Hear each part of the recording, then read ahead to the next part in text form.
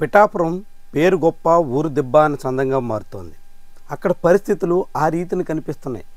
ఒకవైపు ఉప ముఖ్యమంత్రి పవన్ కళ్యాణ్ తన సొంత నియోజకవర్గాన్ని మోడల్ నియోజకవర్గంగా మార్చేస్తున్నాం అని చెప్పుకుంటున్నారు. ప్రచారం ఏమో పీక్స్లో ఉంటుంది, ఫలితాలు ఏమో చాలా వీక్గా కనిపిస్తున్నాయి. చివరికి ఒక గర్భిణీకి డెలివరీ విషయంలో నిర్లక్ష్యం ప్రాణాలు తీసేటంత వరకు వచ్చింది. హై రిస్క్ ఉన్న ప్రెగ్నెంట్స్కి ఎక్కడ డెలివరీ చేయించాలి అన్న దాని మీద అధికార యంత్రాంగం పూర్తి స్థాయి అవగాహనతో సాగకపోవడం, నిర్లక్ష్యం పనిచేయడం, ఇవన్నీ ఒక నిండు బాలింత ప్రాణాలు తీసేశాయి. దాంతో ఈ వ్యవహారం రాష్ట్ర వ్యాప్తంగా సంచలనంగా మారింది. పిఠాపురం అంటే కాకినాడకి పెద్ద దూరంలో ఏమి ఉండదు, అరగంట ప్రయాణిస్తే కాకినాడ జనరల్ హాస్పిటల్లో చేరొచ్చు. కానీ కాకినాడ జనరల్ హాస్పిటల్ అందుబాటులో ఉండగా అక్కడ చేయాల్సినటువంటి హై రిస్క్ డెలివరీస్ని నేరుగా ఎటువంటి సదుపాయాలు లేకుండానే పిఠాపురంలో డెలివరీ చేసినటువంటి దాని మీద ఇప్పుడు చాలా పెద్ద విమర్శలు వస్తున్నాయి. పవన్ కళ్యాణ్ పిఠాపురం కేంద్రంగా 100 పడకల ఆసుపత్రి నిర్మిస్తాం, అత్యాధునిక వైద్య సదుపాయాలు అందుబాటులోకి తీసుకొస్తాం అని ప్రకటించారు. కానీ ఇప్పటి వరకు అది ఆచరణ రూపం దాల్చలేదు.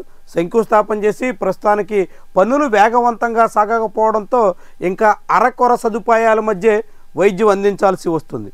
చేబ్రోల్ నుంచి పిఠాపురం ఆసుపత్రికి వచ్చినటువంటి దుర్గా అనే 25 ఏళ్ల యువతి ఇప్పుడు ప్రాణాలు కోల్పోయారు. ఆమె కుటుంబం కన్నీరు మున్నీరు అవుతున్నారు. ఈ ఘటన జరిగిన తర్వాత ఉప ముఖ్యమంత్రి సమీక్ష చేసి ఇలాంటి వ్యవహారాల మీద ఆడిట్ నిర్వహించాలి, డెలివరీస్ సంబంధించినటువంటి ఆడిట్ జరగాల్సిందే అన్నట్టుగా ఆయన ఇప్పుడు ప్రకటన చేస్తున్నారు. ఇలాంటి పరిస్థితి పునరావృతం కాకుండా చర్యలు తీసుకోవాలి అంటూ చెప్తున్నారు. కానీ నిజానికి పిఠాపురం ఆసుపత్రిలో అరకొర సదుపాయాల మధ్య అక్కడ చేయకూడనటువంటి హై రిస్క్ డెలివరీ అక్కడ చేసినప్పుడు అందుకు తీసుకోవాల్సినటువంటి చర్యలేంటి, బాధ్యుల మీద ఎలాంటి క్రమశిక్షణా చర్యలు తీసుకున్నారు, నిర్లక్ష్యంగా ప్రమాదం ఉందని తెలిసిన చేజేతులా ఒకరి ప్రాణాలు పోవడానికి కారకులైనటువంటి వాళ్ళని ఎలా అదుపు చేస్తారు అన్న దాని మీద ఇప్పటి వరకు ప్రభుత్వ వైపు నుంచి స్పష్టత లేదు. అధికారుల ఆశీస్సులుంటే ఏం చేసినా పర్లేదన్నట్టుగా కొందరు వైద్యులు వ్యవహరిస్తున్నారనడానికి పిఠాపురం ఆసుపత్రిలో జరిగినటువంటి ఘటన ఒక ఉదాహరణ.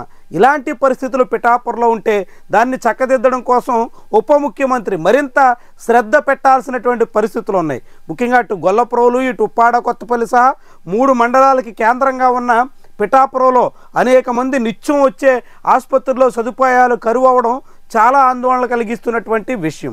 ఒకవేళ అక్కడ తగినంత సదుపాయాలు లేనప్పుడు, హై రిస్క్ డెలివరీ అని నిర్దిష్టంగా అర్థమవుతున్నప్పుడు అందుకు తగ్గట్టుగా కాకినాడ జీజీహెచ్లో తగిన సదుపాయాల మధ్య ఏర్పాట్లు చేయాల్సి ఉంటే ఇష్టారాజ్యంగా అలాంటి కేసులు టేకప్ చేయడం, అర్ధాంతరంగా ప్రాణాలు కోల్పోవడానికి కారకులైనటువంటి వైద్యుల మీద కూడా చర్యలు ఉండాలి అనే డిమాండ్ ఇప్పుడు పెరుగుతోంది. ఈ నేపథ్యంలోనే ఇప్పుడు పిఠాపురం ఆసుపత్రి వ్యవహారం మీద పవన్ కళ్యాణ్ సమీక్ష చేసిన తర్వాత అయినా పరిస్థితులు మారతాయా అనే అభిప్రాయాన్ని చాలామంది వ్యక్తం చేస్తున్నారు. వాస్తవానికి పవన్ కళ్యాణ్ ఆదేశించినప్పటికీ క్షేత్రస్థాయిలో పర్యవేక్షించాల్సిన అధికారులు కొందరు వైద్యులతో మిలాఖత్ అయిపోయి ఇష్టారాజ్యంగా సాగుతున్నారు అనే విమర్శలు ఉన్నాయి. దాంతోనే పిఠాపురం ఆసుపత్రిలో అంత నిర్లక్ష్యపూరితంగా హై రిస్క్ డెలివరీ కేసుని టేకప్ చేసి చేజేతులా ప్రాణాలు తీసేసినప్పటికీ ఘటనలో బాధ్యుల మీద ఇప్పటి వరకు చర్యలు తీసుకోవడానికి సిద్ధమైన దాఖలాలు లేవు.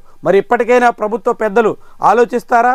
పవన్ కళ్యాణ్ ప్రాతినిధ్యం వహిస్తున్నటువంటి నియోజకవర్గంలో ప్రతి విషయం కూడా రాష్ట్ర వ్యాప్తంగా సంచలనంగా మారుతున్న తరుణంలో అందుకు తగ్గట్టుగా వ్యవహరించాల్సిన జిల్లా స్థాయి వైద్య ఆరోగ్య శాఖ అధికారుల వ్యవహార శైలి కూడా వివాదాస్పదమవుతుంది. ముఖ్యంగా DCH లాంటి వాళ్ళు ఎంక్వైరీల పేరుతో కాలయాపన చేస్తూ ఆ రిపోర్టులన్నింటినీ తొక్కిపెడుతూ ఎటువంటి చర్యలు తీసుకోకుండా చేజేతుల ఇలాంటి ఘటనలకు కారకులవుతున్నారా అనే అనుమానం కూడా చాలామంది వ్యక్తం చేస్తున్నారు. మొత్తంగా చూస్తే పిఠాపురం పరిస్థితి ఏమాత్రం సజావుగా లేదని, పవన్ కళ్యాణ్ ఆదేశాలు అక్కడ అమలు కావట్లేదని, ఉప ముఖ్యమంత్రి చెప్పిన దానికి విరుద్ధంగా పిఠాపురం పరిస్థితులు ఉన్నాయని ఇలాంటి ఘటనలు తెల్లం చేస్తున్నాయి.